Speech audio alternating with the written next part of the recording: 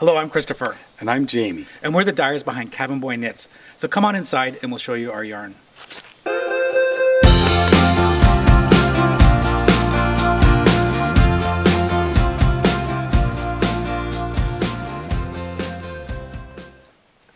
Here we are inside our log cabin.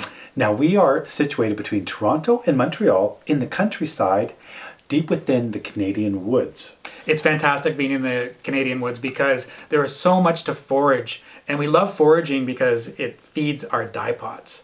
And some of the things we love to forage for are lilacs. Lilacs are in season right now and they're fantastic to dye with. We also have oak trees. We have thousands of oak trees around us. And so I use the leaves from the oak trees to dye with because it's got great tannin in it. And we also use the acorns. And we've got marigolds. We've got fantastic marigolds in our dye garden. And if I can't get through all the dye, all of the marigolds in one season, so what I'll do is I'll dry them and keep them for the winter time. Some of the things that we can't forage are avocados, for example. So avocados, we ask our friends and family to give us the pits and the skins, and we'll ask restaurants as well. And then we've got indigo, and indigo is a difficult plant to grow in this area, so we will purchase indigo. Also, you mentioned a lot of trees. We have black walnut. We have birch, which we use the birch bark. And, there's always down trees in the forest, and so you can get it any time of the year. We just take it from the ground, peel it off on the down trees, of course. We've got lichen. We've got hawthorn berries. We also have juniper berries just out back. What else? And we have sumac around here, lots of staghorn sumac. You can dye with the berries and with the leaves, so it's a fantastic thing to dye with. We've got rhubarb that's growing right now, which is great to dye with. You can dye both the root and the leaves with it. And also your favorite, yellow. Goldenrod. Goldenrod comes out in the fall. And what we do is a lot of the dyeing we do is seasonal. So for example, the lilacs are out right now. We're going to get all of our dye pots ready and dye with the lilacs. The goldenrod is a fall, almost fall flower, and we'll just jump out on the weekend, harvest as much as we can, and start dyeing with that. And you just did a how-to video with the rhubarb, because that's just... I did. And it does grow all summer, doesn't it? Yes, it does. Yeah, yep. Continuously. But that's another great example, though. We have farms helping us out with that, and we actually have a brewery as well, and they use rhubarb in their ciders, and so they provide us with rhubarb leaves. And let's talk a bit about the wool, because we like to use a variation of wools, not just your standards. So for example, we have Shetland and Massam, we've got Jacob's sheep, we've got Blue-Faced Leicester, Peruvian Highland, as well as blends of merino, cashmere, silks, and so on. Yeah. And so let's get into the yarn now. Okay. I think we're all here for the yarn. So let's start with two of my favorites. This is Shetland wool, and this is from Quebec. And it's Shetland and cashmere, and it's really nice. It's so nice and squishy.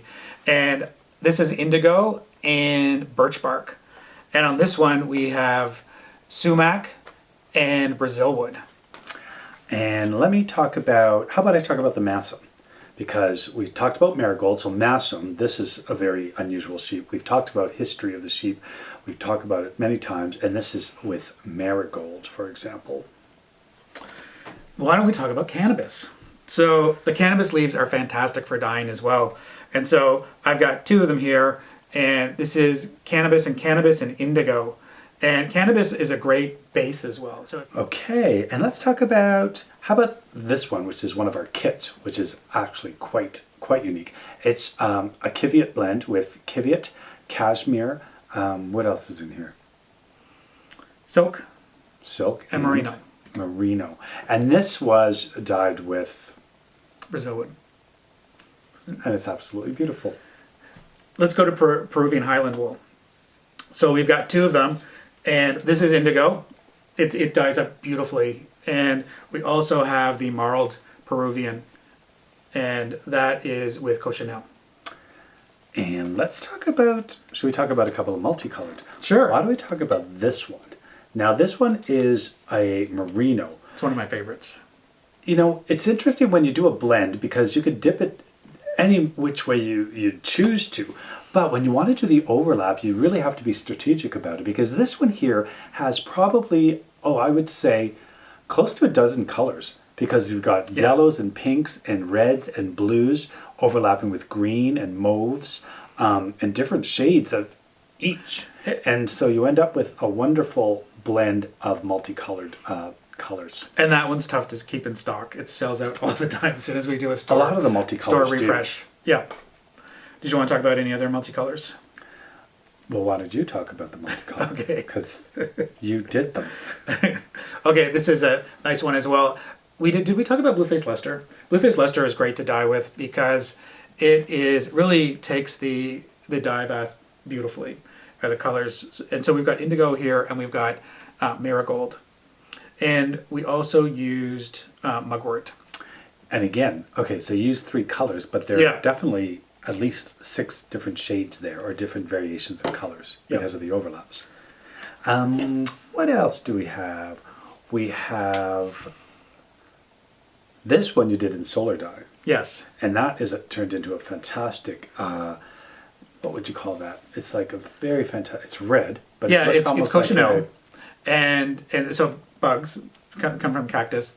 And the thing that I love about solar dyeing is in the summertime it looks like we have a solar farm. I call it my solar farm because we have jars and jars and jars outside, and we've got skeins in them, and then we've got the dye bath in it, and I just let it sit there. I let it sit there for a week or so, and then we take it out, harvest it, and we've got our yarn. And the heat in the sun is what works its magic. Yeah, and just think about the environmental impact on that. So we are using rainwater or well water, and we're just using our botanicals in that, and we're using the sun to heat it up. So it's very, very, very small impact. Just one thing on I just wanted to talk about the sustainability practices that we use. For a lot of the water that we use for our dye baths, it either comes from the rain, or it comes from our well, or it comes from the snow in the wintertime. And I think it's great because it definitely we're harvesting what the earth is giving us. Exactly. So another example, we talked about sumac, and here you have sumac and goldenrod. So both of those were able to get it towards very end of summer, early fall. Yeah. Both of those. And it's on the BFL. It's absolutely beautiful, and just the 2 colors equally dyed. And we'll stick with the 2 thing. And this yarn is from Western Canada, and it is merino and alpaca, and it's really nice. So we used indigo on this one, and the same thing, we used sumac. And here we have, it's very soft, super soft. Yeah, that's our organic merino. Organic merino, and it's dyed, it was dyed several times in indigo, different timed dips to get this effect of different shades of blue. And this one, we haven't talked about this. This is Jacob sheep, and Jacob sheep is fun to dye with, and it's I really enjoy dyeing with Jacob sheep, and a lot of people aren't familiar with it, but it's because you don't normally see it in a store, in a yarn shop, but it's durable, it's a hardy yarn, and I think it's great for hats or mitts or socks. And it's multicolored. And it's multicolored, yes. And so we have indigo and mugwort and sumac, and I think that's it. Yep. Sounds about right. Yep. And here we have, once again, a very soft merino done with cochineal, and not sure if it's goldenrod or marigold. I don't know what time of season you did this. That was marigold. And here we have a merino with cochineal, and depending what time of year you did this, there's a yellow, so it's either goldenrod or marigold. It is marigold. Absolutely stunning. I love dyeing with onion skins. Onion skins give you a great color, and the nice thing about onion skins, the more you wear it, the color softens and becomes a beautiful buttery color as well. So it's fantastic. I love dyeing with it. And the last one is BFL and silk, and it is Brazil wood and goldenrod. I hope you enjoyed watching as much as we enjoyed talking about this. If you want to find us, we are on Instagram, Facebook, and YouTube. We have instructional how-to videos on YouTube. And we have a website that has much more yarn that we offer, and it's at kevinboyknits.com. So thank you for joining us today. Thank you. Bye-bye.